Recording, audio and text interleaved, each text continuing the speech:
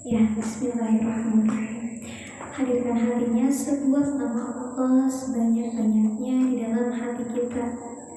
Dengan sangat lembut sebut nama Allah.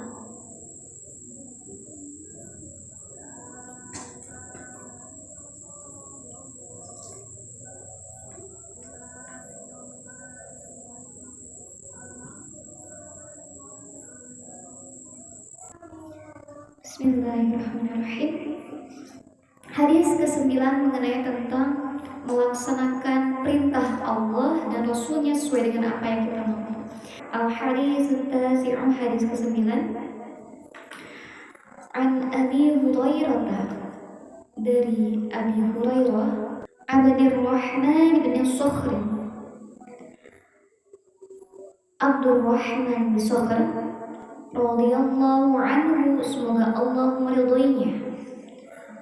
Qala, berkata, sami'tu Rasulullah sallallahu alaihi wasallam, aku mendengar Rasulullah sallallahu alaihi wasallam yaqulu, bersabda, ma nahaitukum anhu,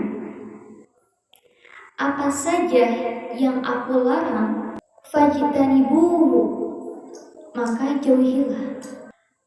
Wa ma amartukum bihi, dan apa-apa yang aku perintahkan. Kaget. Oh sayang, itunya ya, madu, Hani, adikku. Makasih ya Hani. Oh, Mas Ustadz hati-hati. Oh iya, bismillahirrahmanirrahim. Enak banget Hani. Wa ma amartukum bihi, dan apa saja yang aku perintahkan, minhu mastata'tum, yang berasal darinya, maka kerjakanlah semampu kalian. Yang berasal darinya, maka kerjakanlah semampu kalian. Fa innama ahlaka, sesungguhnya yang telah membinasakan, alladzina ma qablakum, orang-orang sebelum kalian, masailihim, karena terlalu banyak bertanya, karena mereka terlalu banyak bertanya. wa ikhtilafuhum ala anbiya'ihim, dan menyelisihi perintah nabi-nabi mereka. Rawahu Bukhari wa Muslim. Ya, bismillahirrahmanirrahim. Hadis ke-9 secara lengkap dalam Sahih Muslim. Ini hadis lengkapnya dari Abu Hurairah radhiyallahu anhu, ia berkata bahwa Rasulullah sallallahu alaihi wasallam berkhutbah di hadapan kami. Lantas beliau mengatakan, ayyuhan nas, wahai sekalian manusia, qad faradallahu alaikumul hajja fahujju, maka kerjakanlah haji, maka pergi hajilah kalian. Ada seorang yang bertanya, ya Rasulullah, apakah berhaji ini wajib setiap tahunnya? Rasulullah terdiam sejenak, tapi dia bertanya terus-menerus di banyak 3 kali. Ya Rasulullah, apakah berhaji ini wajib selama setiap tahun ini wajib ya Rasulullah? Lalu beliau bersabda, law qultu na'am lawajabat wa lamastata'tum, seandainya aku mengatakan bahwa berhaji itu wajib setiap tahun, maka kamu tidak akan pernah mampu, maka kamu tidak akan mampu, sungguh seperti itu kalian tidak sanggup. Summa qala, kemudian beliau bersabda, zaruni ma taraktukum fa innama halaka ma kana qablakum bikasrati su'ailihim, tinggalkanlah aku pada apa yang telah aku tinggalkan bagi kalian. Ingatlah, sungguh binasa orang-orang sebelum kalian, mereka binasa karena banyak bertanya. Banyak bertanya ini adalah mengenai hal-hal yang tidak penting seperti ini. Apakah Allah itu memiliki mata? Apakah Allah itu memiliki tangan? atau mengenai tentang hari kiamat, hal-hal yang belum terjadi. Ini pertanyaan-pertanyaan yang ditanya oleh Yahudi dan Nasrani, orang-orang sebelum kita. Imam Nawawi rahimahullah menyampaikan judul bab untuk hadis di atas adalah kewajiban berhaji sekali seumur hidup. Wajibnya, berarti kalau kelanjutannya adalah sunnah. Jadi kalau misalkan kita pengen berhaji lagi, pengen berhaji lagi, maka hukumnya sunnah. Laki-laki yang bertanya dalam hadis ini adalah Al-Aqra bin Habis, sebagaimana dijelaskan dalam riwayat lainnya di dalam syarah Sahih Muslim. Yang dimaksud dengan orang sebelum kalian dalam hadis sebenarnya bermakna umum, yaitu umat-umat sebelum kita. Namun paling dekat dengan kita, katakan bahwa yang dimaksud adalah orang-orang Yahudi dan orang-orang Nasrani. Bisa diambil dari hadis yang kita pelajari hari ini adalah, seandainya aku mengatakan iya, haji itu wajib setiap tahun, tentu jadi wajiblah, dan tentu kalian tidak akan mampu melaksanakannya kalau tiap tahun. Inilah yang kita pegang, pendapat mazhab Imam Asy-Syafi'i sebagaimana disebutkan oleh Imam An-Nawawi rahimahullah. Yang ketiga adalah ada kaidah usul fikih dari hadis ini yang dipakai oleh para ulama. Tidak ada kewajiban ketika tidak mampu. Syekh As-Sa'di rahimahullah berkata dalam bait syair kaidah fikih yang beliau susun, walaisa, dan tidak ada wajibun, kewajiban bidaqtidarin, ketika kita tidak mampu. Tapi jangan mentang-mentang ada hadis ini terus kita ngalalaurakan atau melalaikan seenaknya aja gitu. Padahal di sini maksudnya adalah kita mampu bertakwa kepada Allah sesuai dengan apa yang kita mampu, tapi jangan sampai melalaikan kita gitu. Kewajiban tersebut berlangsung, sedangkan yang dimaksud kewajiban adalah dituntut oleh syariat dengan perintah yang wajib. Seperti kalau dalam sholat kan gini, kalian udah tahu mungkin ya perintah-perintah dalam sholat. Ketika seseorang yang sakit, dia tidak mampu sholat sambil berdiri, maka duduklah. Jika tidak sanggup duduk, maka berbaringlah. Jika tidak mampu berbaring, maka berisyarat, dicelup gitu. Itu saking wajibnya sholat. Itu mengenai tentang Sholat. Atau tentang berpuasa. Sampai mau pingsan, udah pingsan teh, tetap pun melaksanakan puasa. Maka diharuskan untuk berbuka puasa. Ini mengenai tentang contoh-contohnya. Beberapa dalil yang didukung dalam hal tersebut, Allah Subhanahu wa taala berfirman di dalam surat At-Taghabun ayat 16, A'udzu billahi minasyaitonir rajim. Bismillahirrahmanirrahim. Fattaqullaha mastata'tum. Bertakwalah pada Allah semampu kalian. Lalu di dalam surat Ali Imran ayat 102. A'udzubillahi minasyaitonirrajim. Ya ayyuhalladzina amanu taqullaha haqqa tuqatih. Hai orang-orang yang beriman, bertakwalah kepada Allah sebenar-benarnya takwa padanya. Inilah pendapat Imam Nawawi rahimahullah. Beliau menyatakan bahwa perintah bertakwa kepada Allah dengan sebenar-benarnya takwa ditafsirkan dengan ayat bertakwalah pada Allah semampu kalian. Artinya kita diperintahkan mengerjakan suatu perintah dan menjauhi segala apa yang Allah larang. Allah tidaklah memerintahkan kecuali sesuai dengan apa yang kita mampu. Di dalam syarah Sahih Muslim, Allah berfirman di dalam surat Al-Baqarah ayat 286. A'udzubillahi minasyaitonirrajim. La yukallifullahu nafsan illa wus'aha. Allah tidak membebani seseorang melainkan sesuai dengan kesanggupannya. Lalu di dalam surat Al-Hajj ayat 78. A'udzubillahi minasyaitonirrajim. Dan dia sekali-kali tidak menjadikan untuk kamu dalam agama suatu kesempitan. Iya benar. Kalau kita udah cinta sama Allah, kalau kita udah merasakan kemanisan iman, kemanisan ibadah, dan kemanisan ilmu, maka akan sangat mudah sekali kita dalam beribadah kepada Allah. Yang pernah Ana sampaikan ketika di majelis ibu-ibu, khusyuk menghadirkan hati di setiap aspek kehidupan kita. Menuntut ilmu, ketika melihat apapun yang Allah ciptakan, ketika kita berjalan, melihat pemandangan indah, itu kita bisa khusyuk dalam setiap aspek kehidupan kita. Dan akan sangat mudah sekali ketika kita sudah merasakan cinta kepada Allah dan kepada Rasulnya.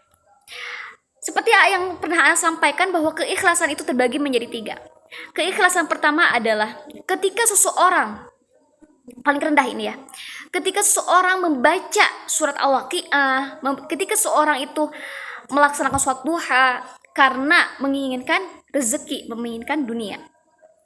Ini keikhlasan yang paling rendah. Keikhlasan yang kedua adalah ketika seseorang melaksanakan ibadah, sholat tahajud, sholat duha, membaca Al-Quran, karena dia mengharapkan pahala dan ganjaran dari Allah supaya terjauh dari yang namanya siksa neraka dan mendapatkan kebahagiaan di surga. Ini keikhlasan yang tengah-tengah. Lalu keikhlasan yang paling tinggi adalah ketika seseorang melaksanakan ibadah, sholat fardu dengan sempurna, melaksanakan ibadah sunnah, melaksanakan ibadah fardu, dia hanya menginginkan cinta Allah. Dia hanya ingin berduaan dengan Allah. Ini luar biasa orang-orang yang seperti itu. Walaupun akhir sendiri belum sempurna ketaatannya kepada Allah. Semoga kita menjadi seorang hamba-hamba yang diridhoi Allah, menjadi seorang hamba yang sangat mencintai Allah, supaya apapun yang kita lakukan khusyuk, supaya yang kita lakukan itu benar-benar pengen deket aja sama Allah gitu, nikmat. Karena kalau udah meraih cinta Allah, apapun yang kita mau pasti akan Allah kabulkan. A'udzubillahi minasyaitonirrajim. Wasta'inu bis-sabri was-salah wa innaha lakabiratun illa 'alal khashi'in. Dan mohonlah pertolongan kepada Allah dengan sabar dan sholat. Dan sholat itu sangat-sangat berat kecuali bagi orang-orang yang khusyuk. Bener, amat berat banget kita lakukan. Susah banget sholat tahajud, susah banget buat baca Quran 1 hari 1 juz, susah kayak gitu ya, kecuali bagi mereka orang-orang yang khusyuk. Jadi hadirkan hatinya ketika menuntut ilmu, ketika membaca Al-Quran, hadirkan hatinya. Adalah wajib menahan diri dari setiap apa yang dilarang oleh Nabi Muhammad SAW. Yang keenam, menahan diri dari yang terlarang ini mencakup larangan yang sedikit maupun banyak. Contoh, berpacaran misalkan. Kita tahu nih berpacaran tuh wala taqrabuz zina, janganlah mendekati zina.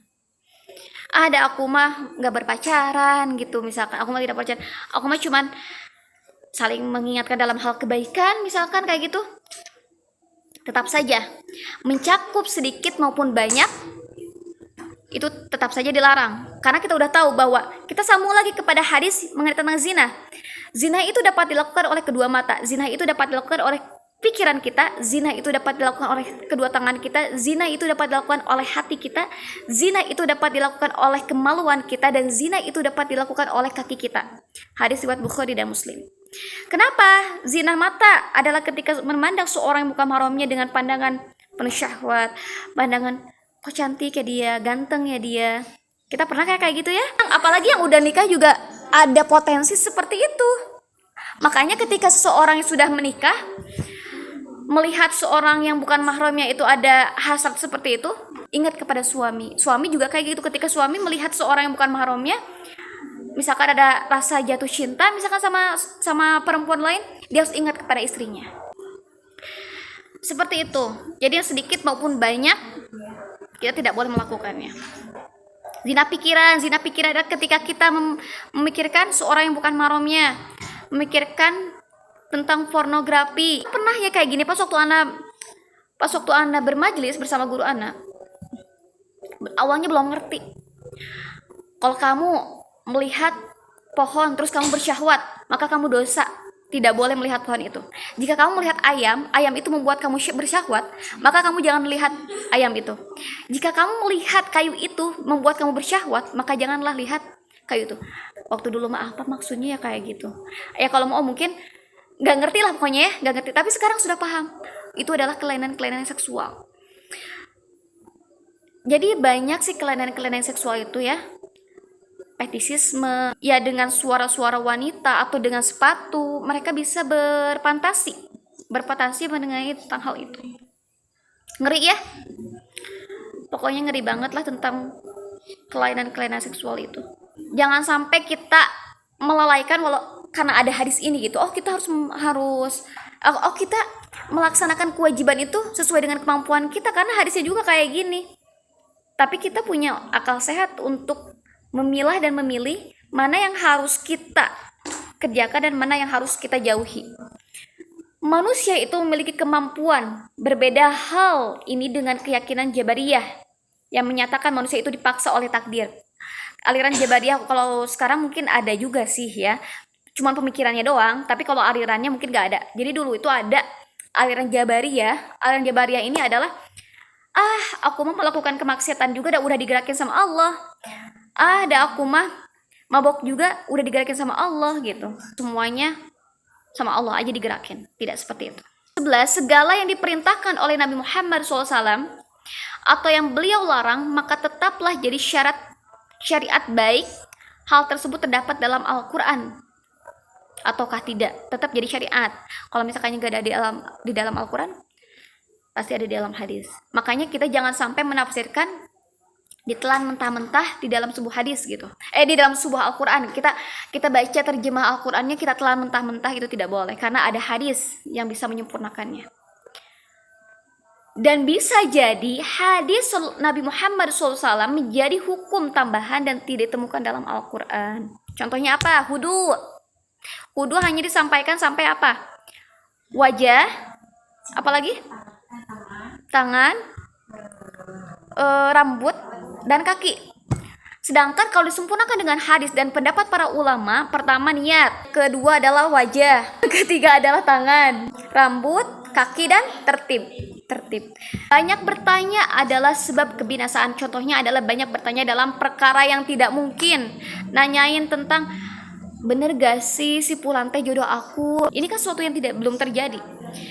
Yang mengetahui masa depan itu bukan manusia tetapi Allah. Sebuah kitab Ma'alim fi Thariq Talab al-Ilmi halaman 63. Da'na an hadha hatta yaqa'a wa sal amma waqa'. Tak usah bertanya pada kami sampai hal itu terjadi.